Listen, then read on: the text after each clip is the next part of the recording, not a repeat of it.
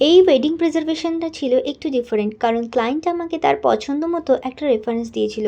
সেটা ওই টিল আর blue mix ছিল। আর শুধু চেয়েছিল যে ওনাদের নামটা থাকবে আর স্পেশাল ডেটটা।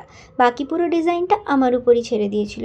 কালারটা আমি করলাম ব্লু আর টিল শেডে। তারপর উনি আমাকে ওনাদের বিয়ের যে মালাটা দিয়েছিল সেটা অল্প করে দিয়েছিলাম, সাথে ছিল বিয়ের মুকুটটা।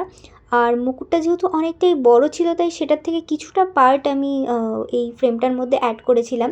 দেখো ওই ময়ূরের পার্টটা আমি মুকুটের থেকে নিয়েছিলাম। আর এই ফ্রেমটা কিন্তু ছিল 10 ইঞ্চেসের ওপর। আর আমার করা প্রথম 10 ইঞ্চেসের ফ্রেম হলো এটা।